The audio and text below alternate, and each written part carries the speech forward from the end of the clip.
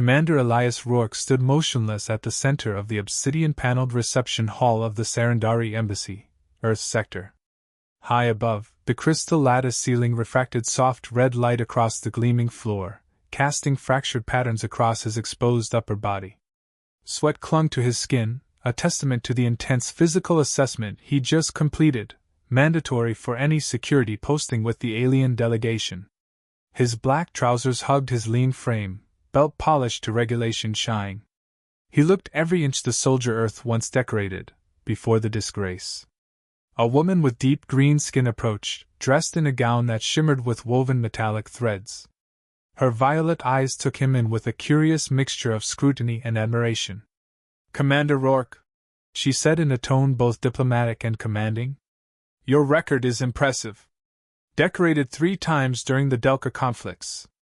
Led successful peacekeeping initiatives on Gliese Prime. And your dossier mentions an unfortunate discharge." Elias kept his voice even. "The charges were political. I exposed the cover-up. I serve with honor, no matter the cost." The Sarandari official inclined her head. "A rare quality. You've been chosen for a role requiring precisely that." She slid a thin hollow pad across the dark table. "You are to serve as primary bodyguard to Princess Ravenna, heir to the Sarandari matriarchy, during her year-long diplomatic residency on Earth." Elias's brows furrowed. "The heir is coming to Earth?" "She arrives tomorrow. This mission is symbolic. The alliance between our worlds remains fragile. A human protector demonstrates trust." He scanned the data. The compensation was triple his former Earth Defense Force salary. Perks, immunity from prosecution, diplomatic credentials. And then something strange. His assignment also mentioned proxy oversight protocols. "The princess has a proxy?" he asked. The official nodded. "Yes. A biosynthetic twin, indistinguishable in appearance. She fulfills ceremonial and social obligations not worthy of the heir's direct attention. But understand this, Commander, she is more than a stand-in. The proxy, named Syrah, retains full consciousness, autonomy, and shares Ravenna's base memories. In many ways, she is the princess, and yet not." Elias leaned back slightly, absorbing the implications. "So I'll be protecting someone who's, and isn't, royalty." "Correct. You will accompany Syrah to events the princess deems extraneous. Do your job well, and your name will be restored. Earth needs this alliance." "So do we." Elias gave a slow nod. "When do I start?" "Immediately. Rest now. Your first duty begins at dawn." Elias stood at the top of the skyport platform just outside the Sarandari Embassy, his new uniform freshly pressed.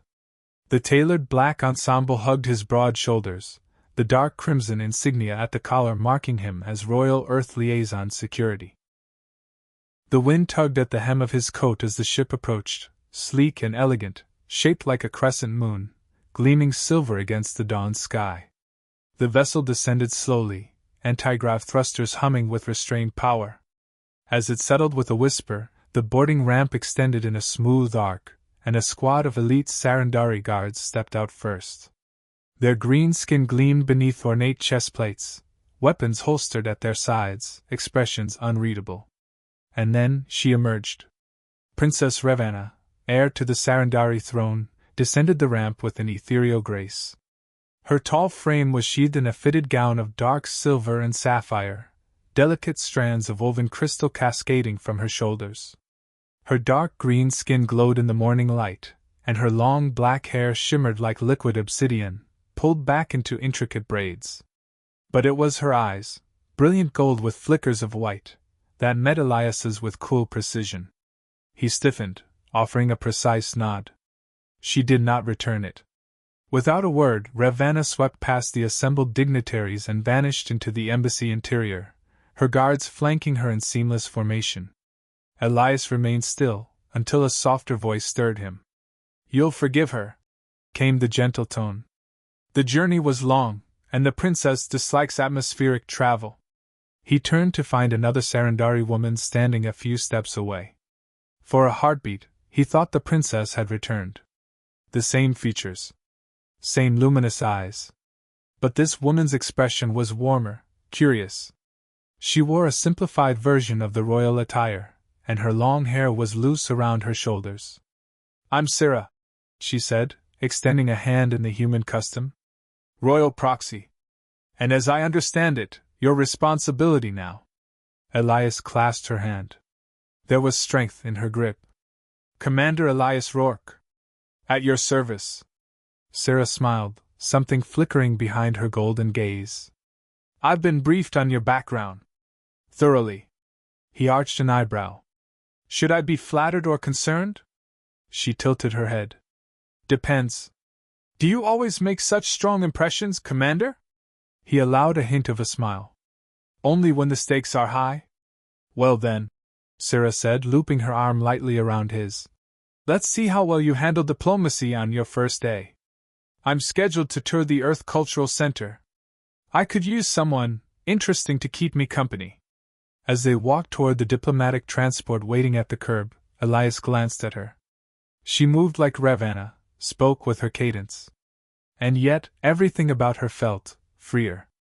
"May I ask a personal question?" he said as they climbed inside the hovercar. "You may.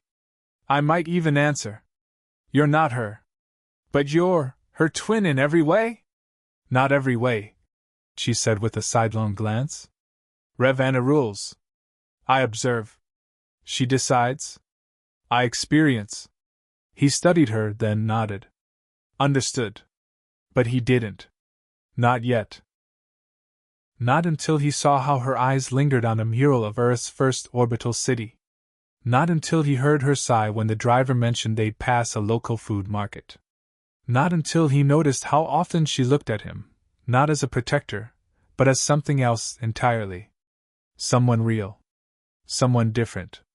And Elias couldn't help but think, she's not a proxy. She's a person. And this assignment had just become far more complicated than anyone had warned. The Earth Cultural Center was a marvel of architecture, a blend of old-world elegance and modern innovation. Towering columns framed walls of transparent alloy, through which the sunlight poured in golden beams. Holographic displays floated beside real artifacts, handwoven textiles, preserved instruments, sculptures from 100 nations. It was, by all measures, a temple to human creativity. But Elias barely noticed any of it. His attention remained fixed on Sarah. She moved through the exhibits like someone absorbing the very essence of Earth. At first, he followed at a discreet distance, hands clasped behind his back in perfect military form. But it wasn't long before she turned and waved him closer. "I'd prefer if we walked together," she said. "These tours are more bearable with conversation." Elias hesitated a beat, then stepped up beside her. "What would you like to know?" "Everything," she said simply. "But let's start with this." She stopped before a massive oil painting depicting a rebellion, men and women raising broken chains to the sky. The backdrop was fire and ruin, but the figures stood defiant, proud. "The Uprising of 2091, Elias read from the plaque. "The fall of the last megacorporation-run city-state. A turning point for Earth governance." Sarah's golden eyes scanned the image. Their faces, so full of fear. And hope. "It's strange. I feel like I understand it. But I've never known chains. Or freedom." Her words gave him pause. "You've never left the embassy?" "I've never left Earth," she said, surprising him. "Not since my activation. Everything I know of my people, I know through Ravenna's memories. But I've never walked our homeworld myself. Not once." Elias studied her, something tightening in his chest. "That's not living. That's observation. Observation is all I'm meant for." Her tone was light, but there was a sadness beneath it. "Until today." They moved on in silence until they reached a sculpture, two intertwined figures, one human, one alien, locked in a silent embrace. Elias expected her to glance and move on. Instead, she stood transfixed. "It's called Unity," he said quietly. "Commissioned after Earth's first interspecies treaty. Two beings, nothing in common, yet choosing connection. Do you believe that's possible? She asked. True unity between species so different? He looked at her, his voice low. I think connection isn't about sameness. It's about choice. Sarah turned to him, her expression open and unguarded. You speak like someone who's lost things before. Too many, Elias replied. But I've learned this: when something real comes along, you don't ignore it, even if it breaks every rule. Their eyes locked. The moment lingered too long for professional comfort. Her gaze dropped to his lips for the briefest heartbeat before she turned back to the sculpture. This is dangerous, she murmured. Only if we let it be, he said. Her soft laugh echoed through the chamber. You're bolder than your file suggested. You haven't read all of it, he said with a half smile. I think I want to. As they continued through the cultural center, talking not just about art but about fears, memories, desires, Elias felt a shift. Sarah wasn't just learning about Earth. She was learning about herself. And unknowingly, she was teaching Elias how to hope again. Twilight settled over the Sarandari embassy, turning the tall crystalline spires into shafts of muted color, softening the hard lines of alien architecture. Elias stood by the glass railing of the private garden terrace, waiting. The tour had ended hours ago. The official report had been filed. Yet Sarah had asked him to stay. Not as a bodyguard, she had said. Just as Elias. He wasn't sure what that meant. But he hadn't hesitated. The terrace door opened with a soft hiss. Sarah stepped out barefoot, her formal attire replaced by a flowing midnight blue robe cinched at the waist. Her hair, no longer meticulously styled, tumbled in dark waves over her shoulders. She looked less like royalty and more like someone seeking something quietly sacred. You waited, she said, almost surprised. You asked? He replied. She walked to the railing beside him, leaning her arms on the smooth stone.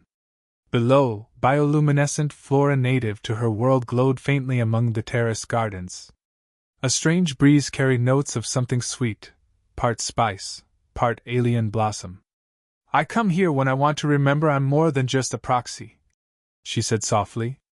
There's a plant down there, called the Nalivara. Grows only under foreign stars. It was once considered a weed, until it started blooming colors no one had ever seen. Elias glanced at her, noting how the soft light illuminated her features. Sounds like a metaphor. Most beautiful things are, she replied with a faint smile. They fell into a silence that wasn't uncomfortable. Elias found his fingers brushing against hers on the stone ledge. She didn't pull away. This assignment, she began, voice barely above a whisper, was supposed to be routine. Observe. Smile. Shake hands. Leave Earth unchanged. And now? He asked. She turned to face him. Now I don't want to leave. He knew what it meant. Not just Earth, but him. He stepped closer. You said earlier you'd never left Earth. Never seen your world. But maybe it's not about where you're from. It's about who sees you, she finished, her voice catching. Their hands found each other. The touch was gentle. Human. Real. You've been seen, Sarah, he said. Not as a replica. Not as property. But as a woman. Her breath trembled. And you, Elias Rourke, have been more than a bodyguard since the moment you reached for me in that museum. Their kiss was soft at first, exploratory, tentative, like both of them were afraid of what it meant. But it deepened, driven by weeks of unsaid feelings and long, burning looks. When they finally pulled apart, Sarah rested her forehead against his.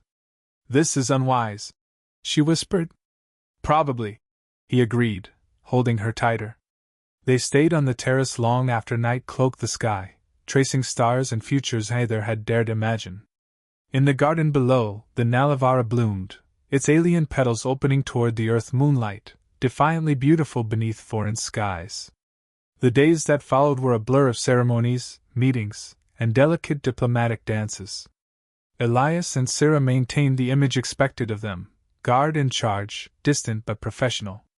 But behind every exchanged glance was a truth they could no longer ignore. Their stolen moments grew more frequent. Short walks between meetings, quiet breakfasts before the embassies stirred, and late nights in the hidden corners of the complex where shadows granted brief permission to be more than just their roles. But secrecy bred tension. One evening, after a long diplomatic banquet where Princess Ravenna had made a rare appearance, and Sarah had been forced to sit silently in the background, the strain reached its breaking point. Elias found Sarah in the training room, striking at a holographic opponent with precise, almost angry blows. Her movements were fluid but sharp, her breath coming in controlled bursts. "You don't usually train after midnight," Elias said as he stepped in. Sarah didn't stop. "Sleep's not coming easy." He watched her for a moment. "You want to talk about it?" She deactivated the program and turned to him, sweat glistening along her temples. "I watched her all night. Ravenna. Speaking with Earth's leaders, charming their generals. They all listen to her. But they look at me like I'm a copy. A shadow." "You're more than that," Elias said firmly. "Not to them." She stepped past him, grabbing a towel. "Not to her." Elias followed, his voice gentler. "To me you're more." Sarah turned, her expression unreadable. "Then why do we hide?" The question cut deep. He hadn't expected it. He hadn't asked it himself. He hesitated. "I don't know what this is yet. What we are." Her voice softened, but her words struck true. "We are two people in a situation that gives us no easy options. But we keep pretending we can walk away from it."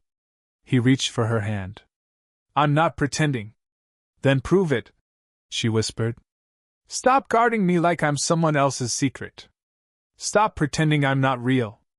Elias pulled her close, wrapping his arms around her, forehead resting against hers. "You are real, Sarah. To me, you've never been anything else." She closed her eyes, leaning into him. "Then whatever happens next, don't let them erase me." "I won't," he promised. But even as he held her, he felt the walls of their delicate world tremble. Secrets never stayed hidden for long in political palaces. And somewhere deep within the embassy, a surveillance feed captured their embrace. The transmission routed directly to a secure channel. To Princess Ravenna. The next morning arrived with an unusual chill. Elias had just completed his morning check of the perimeter guards when his communicator chirped. "Commander Rourke," came the clipped voice of the ambassador's aide. "You are requested immediately in the Royal Observation Chamber." "Alone?" Elias stiffened. "Understood." He arrived within minutes. The royal chamber was dim, lit only by filtered sunlight streaming through polarized windows. The space, typically used for private meditation, now felt like a courtroom.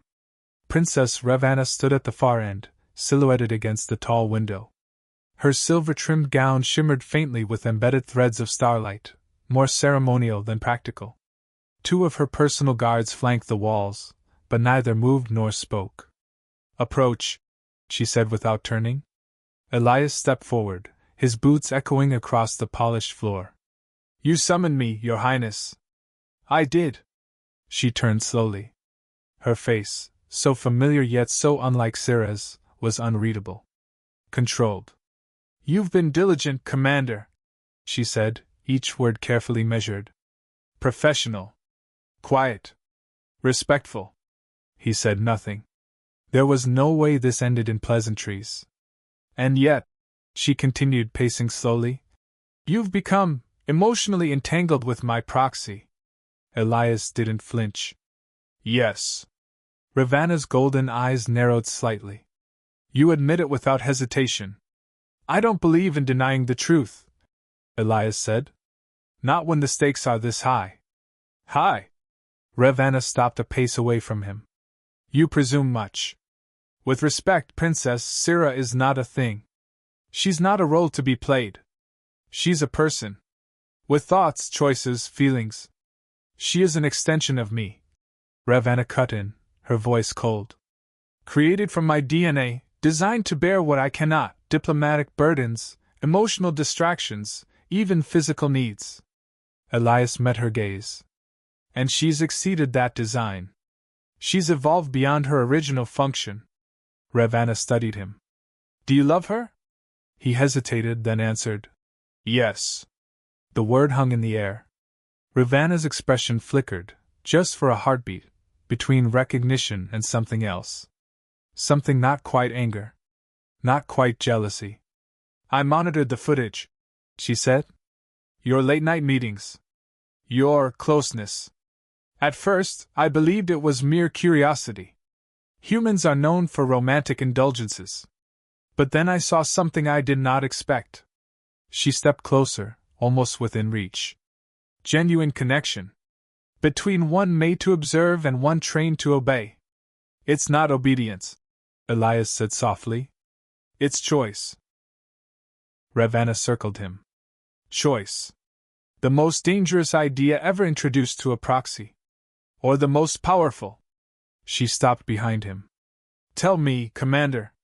If given the opportunity, would you choose me the way you chose her? The question came so quietly, so unexpectedly, that Elias turned.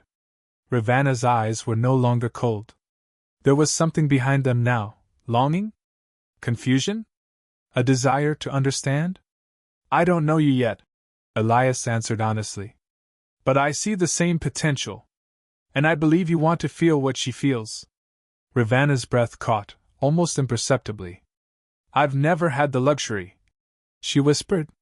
You could, he said. You still can. The silence between them stretched.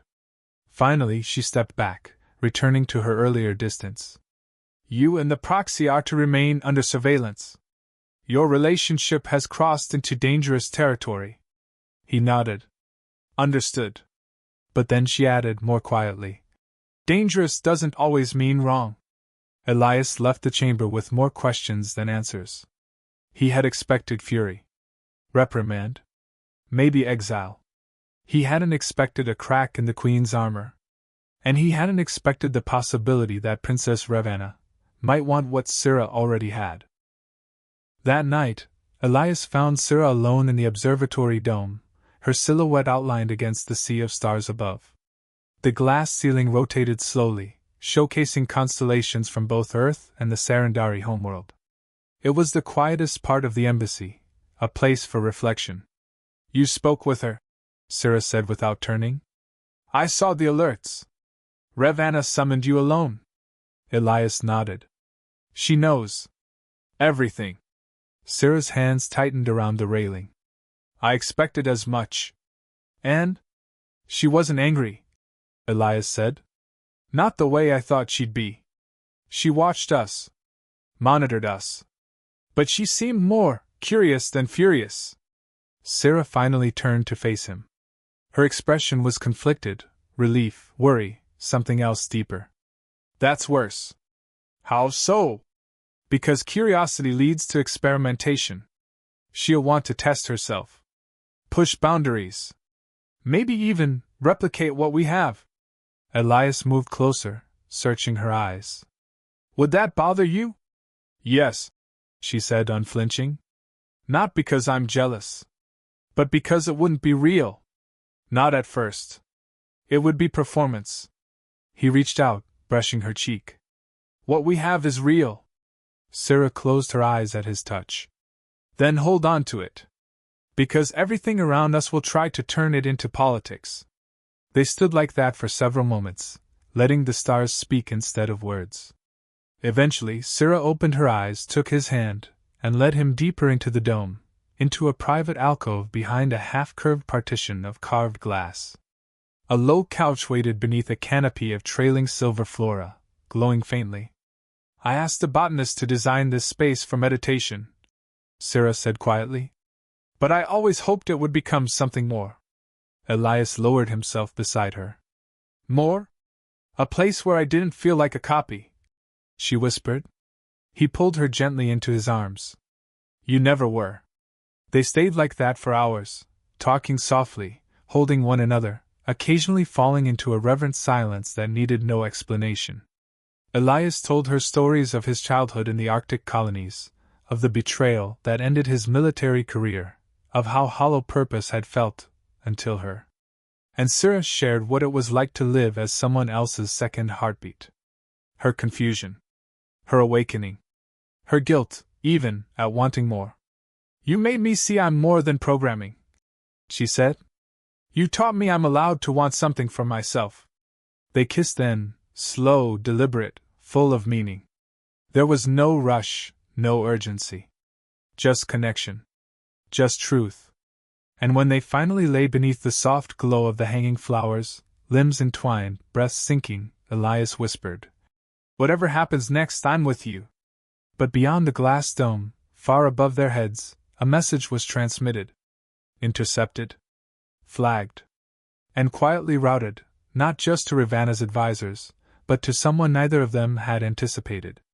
The Sarandari Council. And the moment of reckoning drew closer than either of them realized. The Sarandari Council was not known for its leniency. Composed of 12 matriarchs from the Dominion's most powerful houses, their influence extended far beyond the ceremonial. Ravana might have worn the crown, but the council held the reins. And the council was now watching. 2 days after Elias and Syrah's night in the observatory, the embassy buzzed with unfamiliar tension. Hushed voices, sudden glances, guards repositioned with subtle urgency. Something had shifted. Elias noticed it immediately as he walked the eastern corridor toward the strategy room. 2 Sarandari staffers abruptly turned away when they saw him. One of the guards, usually impassive, gave a barely hidden look of contempt. He found Syrah already waiting for him inside the chamber. She was seated at the central table, her posture stiff, eyes unfocused as data feeds flickered in front of her. "They know," she said before he could speak. "Not just Ravana. The council. Everything." Elias closed the door behind him. "How?" "I don't know," she said. "But I've been locked out of 3 internal systems this morning. My biometric access was revoked in the East Wing." "Revoked?" he asked, jaw tightening. "They're isolating you." She nodded slowly. "Standard protocol for a proxy under investigation." Elias stepped forward, voice low. "This isn't a matter for protocol. You're carrying something more important than any title or treaty now." Syrah blinked. "You know? I suspected," he said. "You've been different. Radiant. And when you touched my hand this morning, your pulse was faster." She exhaled shakily. "It wasn't supposed to be possible. Proxies were engineered to be sterile. But human compatibility bypassed something. I don't understand how." Elias knelt beside her, taking her hands. "You're pregnant." "Yes," she whispered. "And the moment they confirm it, I'll be terminated." "No," he said fiercely. "I won't let that happen." She shook her head, pain flashing across her face. "You don't understand. I was never meant to be anything more than an extension. No rights. No protections. Even Ravana can't override a council mandate if they decide I've compromised the royal line." Elias stood and began pacing. "Then we go public. We expose what they're trying to do. You're sentient. Independent. You've evolved beyond your original purpose." Syrah rose too, catching his arm. "And that baby inside me? They'll want it. For study. Control. Politics." He swallowed hard. "We'll run." "Where?" "The Dominion's reach extends across 5 quadrants. Then we go to Earth authorities. Request asylum. The Council may not respect your autonomy, but Earth will." Syrah hesitated, her gaze flickering. "That would spark an interplanetary incident." "Then maybe it's time the galaxy has one," Elias said. Before either could speak again, the room's intercom crackled to life. The voice was smooth, cold, and unfamiliar. "Commander Elias Rourke and Proxy Syrah. Report to Council Envoy Valari in the formal chamber. Immediately." They exchanged a look. Syrah's hand dropped to her abdomen, protective and instinctual. "They're not giving us time to plan," she said. "Then we improvise." Side by side, they left the chamber. Neither spoke on the walk through the embassy. But their silence was not fear. It was unity. Whatever was coming, they would face it as one. The formal chamber had been transformed. Gone were the warm lights and hospitable furnishings. Now the room was cold, sterile, and lined with Sarandari guards in ceremonial armor, their expressions masked behind reflective helms. At the center stood a lone figure, tall, elegant, and severe. Anva Valari, Sarandari highborn and council representative. She wore a sweeping robe of black and gold, her green skin dusted with shimmering powder that marked her as one of the inner circle. Her gold-flecked eyes fixed on Elias and Sarah the moment they entered. "Commander Rourke," she said, her voice razor-sharp. "Proxy Sarah." Elias stepped forward. "We're here under orders." Valari's gaze flicked to Sarah's abdomen, barely rounded. Her nostrils flared once, almost imperceptibly. "You are here under violation." Sarah's jaw clenched. "I've violated nothing." "You have trespassed against your design," Valari countered. "And you've involved a human operative in an unsanctioned reproductive act." "It wasn't an act," Elias said coolly. "It was a choice. One made freely. Between two sentient beings. That's not how the Council sees it." Elias stepped in front of Sarah. "Then maybe the Council needs to revise its definitions." The room tensed. Two guards took a half-step forward, but Valari raised a hand to halt them. "You presume much, Commander," she said. "Your relationship with this proxy, this child, is a disruption to decades of carefully negotiated peace." "Is that what this is about?" Sarah said sharply. "Peace? Or control?" Valari's voice dropped. "Control is how peace is maintained." "You're wrong," Sarah said, stepping out from behind Elias. Her voice rang clear through the chamber. "You treat me like a tool, a shadow, but I feel. I choose. I love." Valari's eyes narrowed. "Emotions are not proof of status." "Then what is?" Elias challenged. "She shares your DNA. She's walked among humans. She's forged relationships. If the Council can't accept that proxies evolve, then they've already lost control of the narrative." Valari studied them for a long, drawn-out silence. Then her tone shifted. "You've left us with a problem," she said. "Because the princess herself has not ordered your punishment." Sarah blinked. "Ravenna hasn't?" "No," Valari confirmed. "She issued a stay. Temporarily. She has invoked royal deliberation." Elias narrowed his eyes. "What does that mean?" "It means," Valari said coolly, "you will present your case before Princess Ravenna herself, publicly. Before her court and her advisors. She will decide whether you are recognized or erased." The words struck like a blow. But Sarah stood taller, her voice calm. "When?" "Tomorrow," Valari replied. "Sunrise. Do not be late." As they were escorted out, Sarah didn't speak until they were alone in the corridor. "She's giving us a chance," she whispered. "Red Anna, she didn't condemn me." Elias looked at her. "Then we make the most of it." They didn't know what the princess would decide. Whether the court would listen. Whether love would be enough. But for the first time, the outcome wasn't sealed by protocol. It would be sealed by truth. The great assembly hall of the Sarandari embassy had never held so many humans. Earth dignitaries sat in one half of the amphitheater, dressed in ceremonial attire, their expressions ranging from concerned to curious.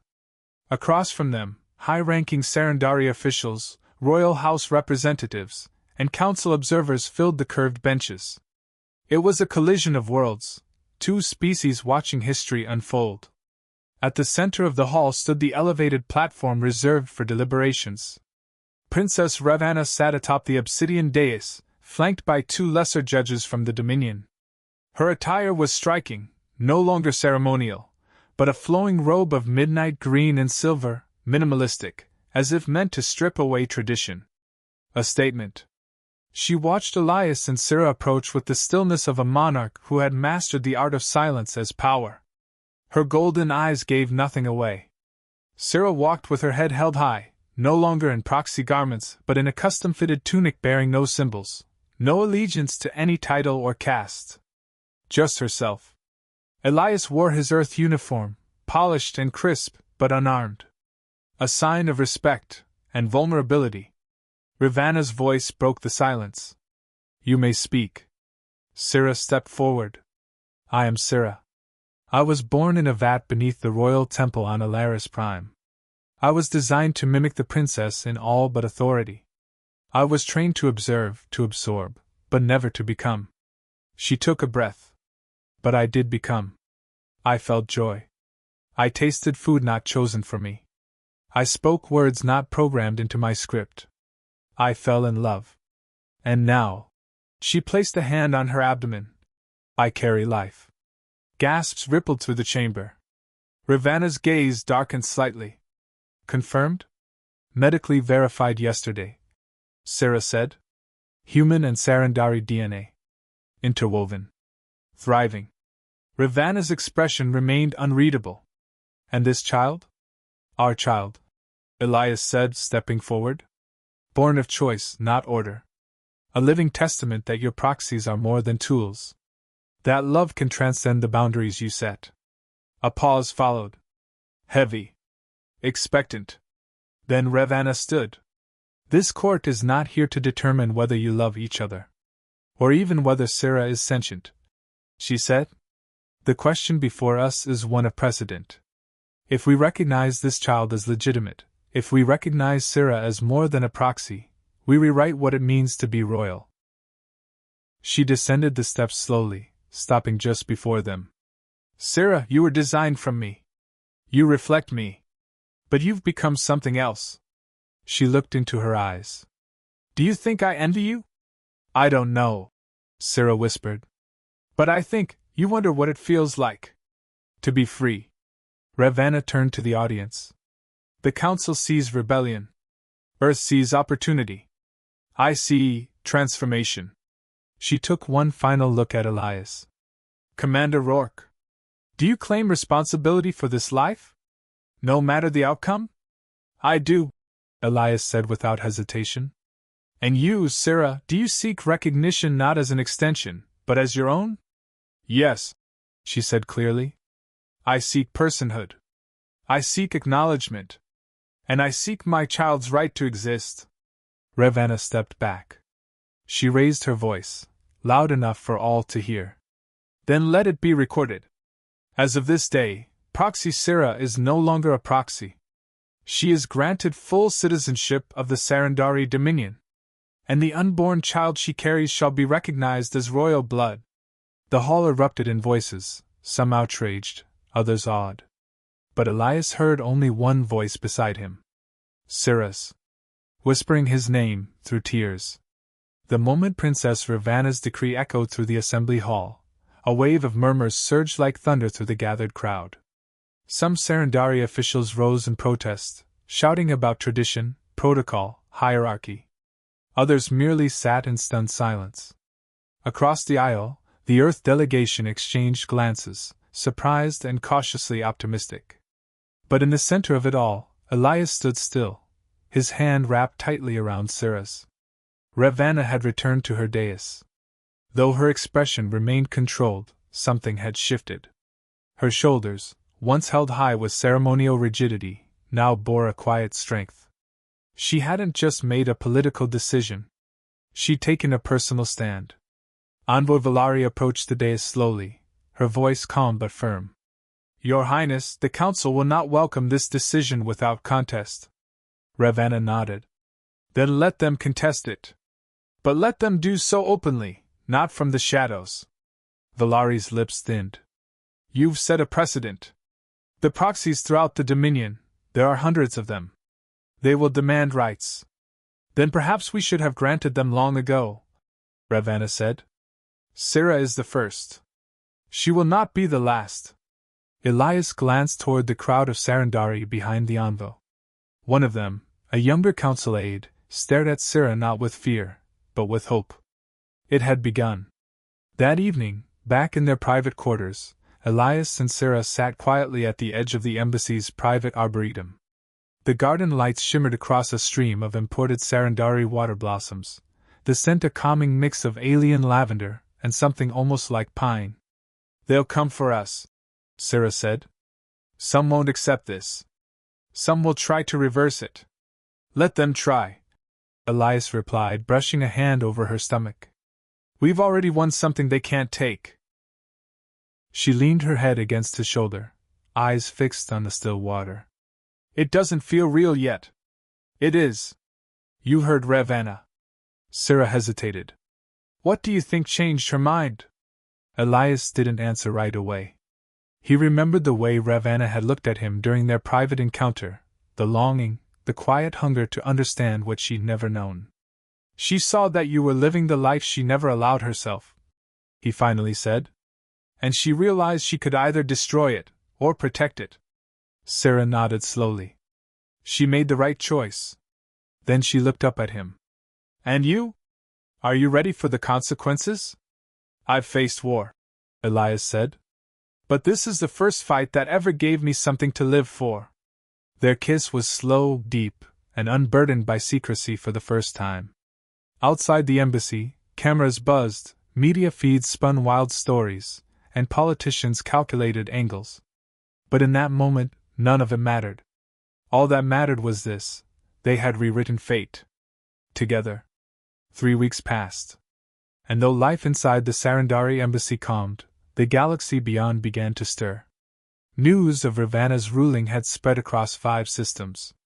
Protests erupted in minor colonies where tradition held tightly. Conversely, on the fringes of the Dominion, proxies had begun forming underground forums, sharing identities, stories, and hopes. For the first time in living memory, they weren't just reflections. They were individuals. Elias sat alone in a high-tower study, a rare moment without a crowd or guard detail. The room smelled of warm paper and incense. A message blinked on his communicator, an encoded transmission from General Marlowe, his former Earth Defense Superior. "You've rattled the stars, Rourke. Thought you should know. Officially, you're protected by Earth diplomatic status. Unofficially, factions are watching. Carefully." He turned off the message without replying. Marlowe always had a way of stating the obvious. A knock at the archway pulled his attention. Sarah stepped in, wrapped in a soft, flowing robe, one hand resting on her abdomen, no longer a secret, now a quiet symbol of defiance and hope. "You're thinking again," she said, crossing the room and leaning over his shoulder. "Always. You worry too much." "I'm a soldier," he said with a smirk. "Worry's in the job description." She slid onto his lap, curling against him as naturally as breathing. "We should name the baby soon." His hand rested over hers, feeling the faint stir beneath. "I've been thinking about that." "Oh?" She tilted her head. "You choosing something sentimental?" Elias chuckled. "It's possible, you know." "Tell me." He hesitated, then whispered. "Kale. It's old Earth. Means keeper of truth." Sarah smiled, eyes softening. "Kale. I like it. Boy or girl?" "Either," Elias said. "It fits both. Strong. Balanced." She kissed his cheek. "Then it's decided." They sat like that for a while until a soft chime echoed from the wall. A palace announcement. Elias instinctively stiffened. "Ambassadorial meeting convening in 30 minutes. All assigned delegates and appointed guardians to report to Assembly Hall Beta." Sarah pulled back, sighing. "Another summit?" He nodded. "Ravanna wants to present Earth's newest trade agreement to the Outer System envoys. She's making a point, showing unity. And I'm part of that point," Sarah said quietly. "Proof that what they feared didn't break us. It made us stronger." Elias kissed her hand. "Let them see it." Together they rose. As they walked the corridor toward their next political battlefield, Elias realized something. They had become more than a scandal. More than a threat. They had become a symbol. And symbols had the power to move empires. The Assembly Hall Beta was a sphere of light and glass, its transparent ceiling revealing a canopy of stars above. Representatives from both Earth and the Dominion filled the tiered seating, a quiet hum of conversation pulsing like distant thunder before the storm. Princess Ravanna stood at the center of the hall, elevated by a rotating dais. She spoke in crisp, resonant tones, her voice calm but commanding as she outlined the proposed trade routes, mutual defense protocols, and scientific collaboration initiatives. But it wasn't the politics that held the room's breath. It was her choice to have Sarah seated beside her. Not behind her. Not at the side of the audience like a silent shadow. But next to her. As an equal. And beside Sarah, Commander Elias Rourke. His Earth uniform had been subtly modified. The golden trim at his shoulders bore the insignia of a new title, Human Liaison to the Royal House of Alaris. Some saw this as blasphemy. Others as evolution. Among them, Envoy Valari sat stone-faced, her fingers steepled as she watched the spectacle unfold. She hadn't spoken since the Council's emergency session 2 days prior. But her silence was a weapon, and Elias knew it. Ravanna concluded her address and gestured to Sarah. Sarah rose slowly, placing a hand on her abdomen. I am not a monarch. I am not a politician. I am something new. And for the first time, I stand before you not as a duplicate, but as myself. There was a ripple of shifting in the crowd. You fear that I represent chaos. But I am proof of synthesis. What begins as mimicry can become authenticity. What starts in obedience can end in freedom. She paused. I asked not for allegiance. Only acknowledgement. Silence followed. Until the ambassador from Valor Prime, a distant colony world, stood. Her voice rang across the hall. We recognize you. More murmurs followed. Whispers. Glances. Then another voice. And another. It wasn't a vote. But it was a wave.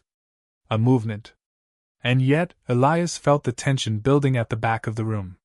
He turned just in time to see a ripple of motion, 4 Sarandari in dark cloaks rising, speaking in low voices. They moved quickly. Too quickly. Sarah noticed it too. Her eyes widened. Guards? No. Not guards. Saboteurs. Elias surged forward as the first one reached into his cloak. Down! He shouted, lunging for Sarah as a pulse blade ignited with a crackling hiss. Chaos erupted. The weapon never reached its target. Elias tackled the attacker mid-lunge, driving them both to the ground. Around them, security forces converged, stun pulses fired, and lights flickered as a temporary shield snapped over the stage. In seconds it was over. 3 attackers subdued. 1 dead. The hall was deadly quiet now. Sarah crouched near the stage wall, cradled behind Ravanna's protective form. Elias rose from the body of the would-be assassin, blood at his temple, one hand still clenched in a fist. He looked to Ravanna. She gave a single nod. The message was clear. No more shadows. No more whispers. They would stand in the light now, even if it meant standing in the crosshairs. Hours passed before the embassy settled again. The would-be assassins had been taken into custody. Their affiliations traced to a radical Sarandari faction, the Pure Line, a group long considered extinct, now revealed as dangerously active. Elias sat in the medical bay, a thin gauze strip along his temple. He'd refused full sedation, choosing instead to remain alert as Sarah was examined across the room. She's fine, the physician assured them both. No harm to the pregnancy. Vital signs are optimal. Sarah offered a tight smile, but Elias could read the strain in her eyes. Her fingers clenched and unclenched in her lap. Not from fear. From fury. They tried to end this, she said when the physician left. They tried to erase me. Elias rose and crossed to her, lowering to one knee beside the examination table. They failed. For now, she whispered. But the fact that they existed at all, inside the embassy, among our own. She trailed off. This wasn't about me alone. This was about what I represent. Us. The baby. The future. He brushed a lock of hair behind her ear. Then we represent change they can't stop. I used to wonder, she said, if I was real. If anything I felt was more than programmed reaction. Now I'm certain, but that certainty paints a target. Before Elias could answer, the door opened. Princess Ravanna entered. Alone. She wore no crown, no robe. Just a simple tunic and gloves stained faintly from the dried blood she'd brushed off her sleeves after the attack. Her eyes met Sarah's first. You were right. Sarah blinked. About what? They don't hate you because you're different. They hate you because you've become what they fear, a choice. Ravanna approached and looked down at Elias. You've bled for my house. For both of us. That will not be forgotten. Elias stood slowly. What happens next? Ravanna was quiet for a long moment. I've summoned the Dominion Council, she said. Here. To Earth. Sarah's eyes widened. Here? Are you certain? They will come, Ravanna replied. They cannot ignore a direct summons from the air. And when they do, we present everything. Not just trade agreements. Not just marriage pacts. We present Kale. Sarah placed her hand over her abdomen instinctively. Ravanna looked at her, really looked at her, for the first time without distance or calculation. You were never a mistake, she said. I see that now. You are what I was never allowed to be. Sarah's voice was barely a whisper. And what about you? What will they say about you when this is over? Ravanna gave a faint smile. Let them talk. Let them rage. It will not stop what's coming. She turned to leave, then paused. When the council arrives, you'll both stand at my side. No more shadows. You've earned the light. When she was gone, Elias reached for Sarah's hand again. She's changed. Sarah nodded. So have we. Outside the medical bay, the embassy bustled with repairs, interviews, and diplomatic spin. But within those quiet walls, something profound had happened. Not just survival. Recognition. They were no longer hidden. They were unmasked. Within a week, the first of the Dominion Council members arrived on Earth. Each entered with regal presence, their transport ships descending like ancient gods returning to survey a crumbling creation. The media captured every arrival, every ceremonial step. Broadcasts across the solar system flooded with speculation, outrage, and hope. In total, 11 matriarchs came. A 12th, Valari, was already present, now acting as both host and witness. Elias watched the arrivals from the edge of the South Observatory, dressed again in formal diplomatic attire. His days of blending into the background were over. His every step now documented, every word recorded. The liaison. The father. The outlier. Do you feel it? Sarah asked beside him. He nodded. The pressure? No. The weight. Her hand pressed to her stomach again. Of something irreversible. He looked at her profile, how she stood taller now, more herself than ever. You're not afraid? I'm terrified, she admitted. But I'm ready. Later that day, they met with Ravanna in her private chamber, less a throne room and more a minimalist sanctuary. A circular skylight above them revealed a slowly darkening Earth sky streaked with violet as the planet's moon began to rise. Ravanna stood over a projection table, its light casting delicate shadows across her face. She didn't look up as they entered. They'll convene in the Axis chamber tomorrow at midday, she said. You'll both sit to my right. No one will move to interrupt you. You will be allowed to speak, freely. Elias crossed his arms. And if they vote against us? Ravanna finally looked up. Then they will do so before the eyes of both our peoples. On record. With history watching. Sarah stepped forward, her voice firm. Do you believe they'll vote for recognition? Ravanna's golden eyes met hers. Some will. Some won't. All that matters is what follows. Because once the idea has been released into the galaxy, that a proxy can become more than programming, that a human and a Sarandari can create life together. She trailed off. It cannot be undone. They stood in silence a moment. Then Ravanna asked something she never asked before. May I speak with the child? Sarah blinked, startled. You mean? I may not be her mother, Ravenna said quietly, but she is of my line. My blood. My legacy. I would honor that even now. Syrah nodded slowly and guided Ravenna's hand to her belly. A long, tense moment passed. Ravenna closed her eyes. I thought I knew what strength was, she said at last, voice hoarse. But it was always stillness. Command. I see now it's also in motion. In transformation. She looked to Elias. And in defiance. The three stood together as the evening deepened. Outside, the palace hummed with activity, the final preparations for what would be the most important day of their lives underway. The storm had gathered. Tomorrow, it would break.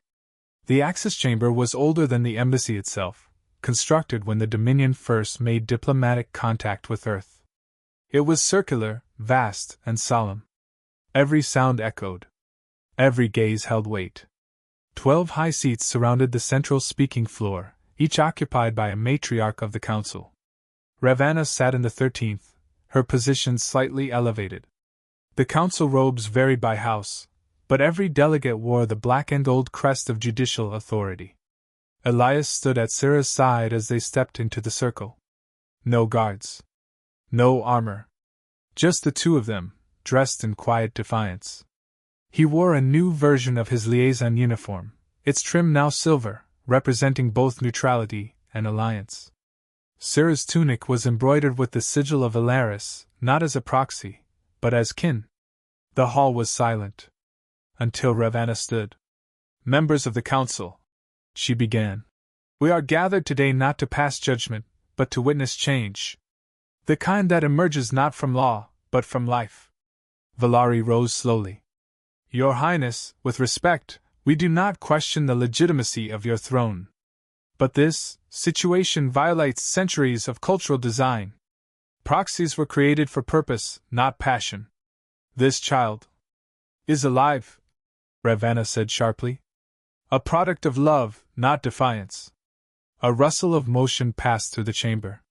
Syrah stepped forward. I was created to serve. To reflect. But in doing so, I became more than a mirror. I became a mind. A voice. A will. She glanced toward Elias. And a heart. Elias took her hand and turned toward the council. I am not Sarandari. I was born to a world that taught me no life is inferior because of its origin. This child inside her, our child, is not a threat to your traditions. It's proof your traditions are strong enough to evolve. A murmur spread across the seats. Ravenna raised her hand. The question is simple, she said. Do we recognize Syrah as her own being, one who has exceeded her design? And do we grant her child the rights afforded to any citizen born of Dominion blood? She sat, voice quiet now. Let the vote be cast. One by one, each counselor placed their hand on a glowing panel. Red for rejection. Blue for affirmation. The chamber dimmed as the result tallied. Elias held his breath. Then the ceiling projection lit with the final count. 7 blue. 5 red. The majority. Ravenna stood again, eyes scanning the chamber. The Dominion recognizes Syrah of Alaris as a citizen of full status. Her child will inherit all protections and rights of our people. The declaration echoed like thunder. The room remained still for several heartbeats. Then came applause, from Earth dignitaries, from aides lining the perimeter, even from a few counselors who had voted red, but now saw what was coming. History. Syrah's hand trembled in Elias's. He squeezed it gently. You did it, he whispered. No, she breathed, blinking back emotion. We did. As the chamber slowly cleared, reporters gathered outside, lights flaring and cameras rolling. But inside, beneath the ancient dome, 3 figures stood at the center of it all. Syrah, Elias, and Ravenna. United by blood, bound by choice. And ready to shape the future together. The Axis chamber had long since emptied. Outside, a sea of voices roared, media, citizens, diplomats, cheering, questioning, speculating. Earth's news channels buzzed with headlines like, History made in orbit. And proxy no more. Dominion transmissions were slower, more cautious, but even the most conservative channels couldn't deny the truth. Change had come. Elias stood at the glass-paneled overlook of the embassy's upper terrace, watching the stars return to dominance over the sky as the media drones finally drifted away.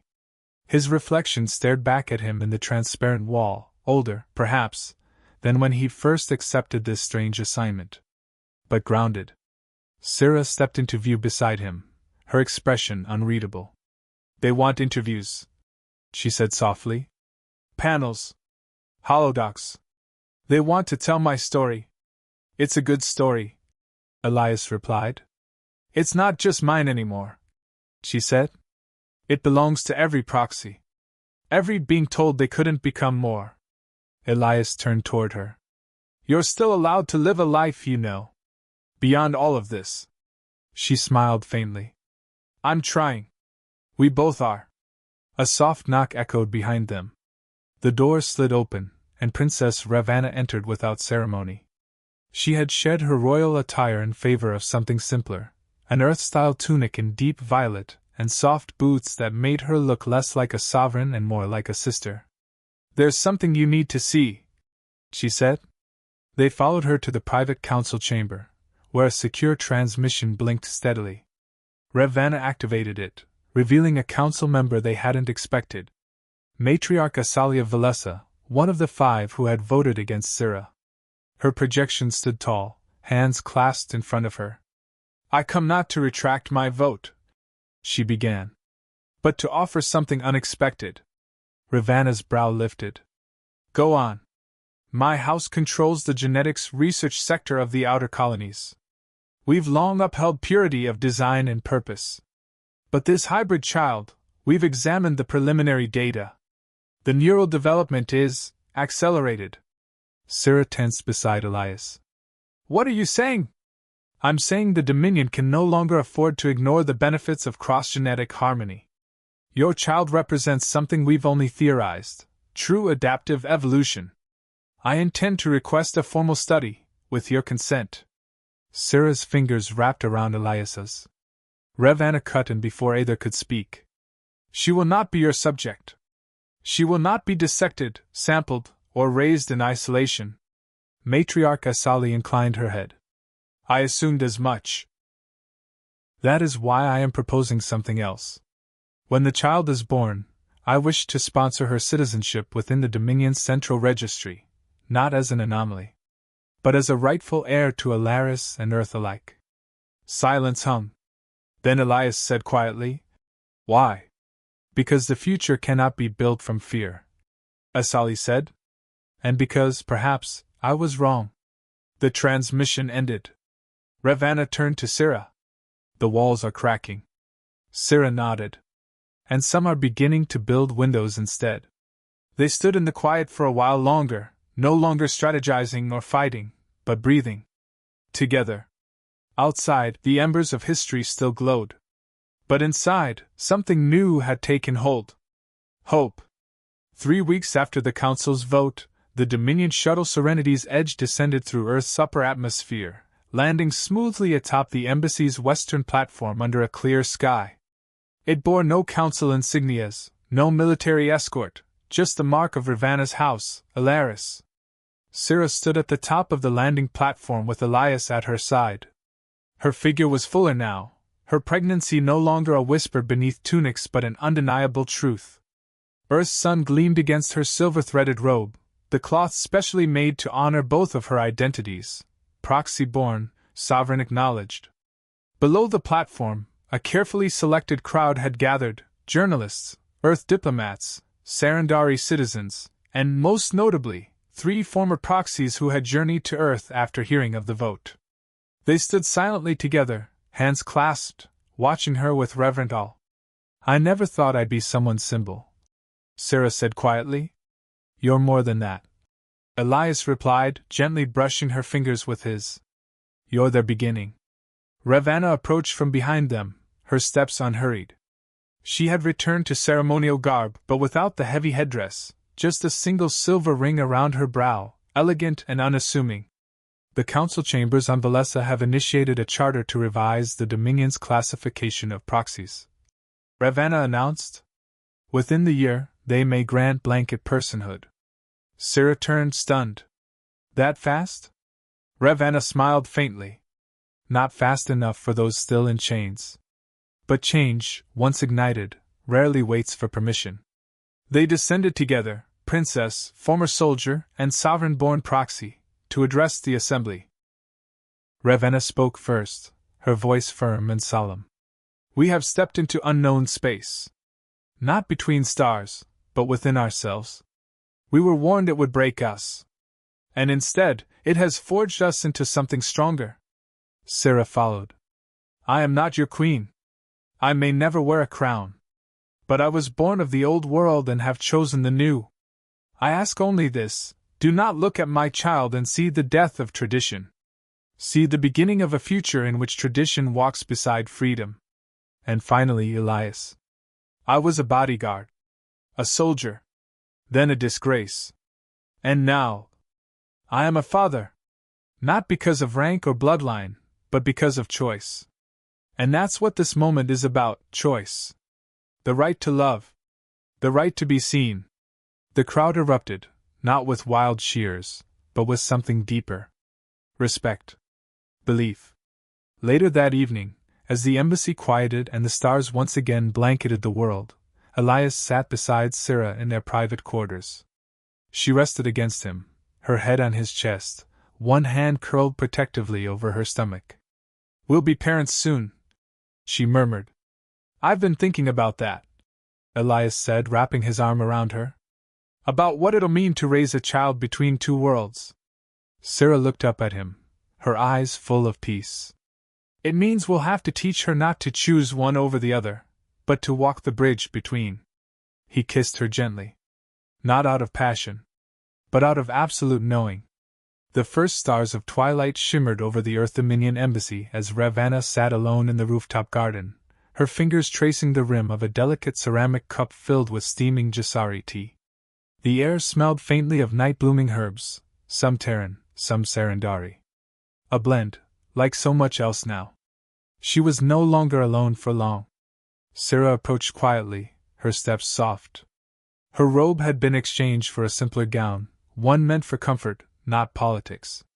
Her pregnancy showed clearly now, and her face held the distinct glow of a woman on the cusp of motherhood, tired perhaps, but filled with purpose.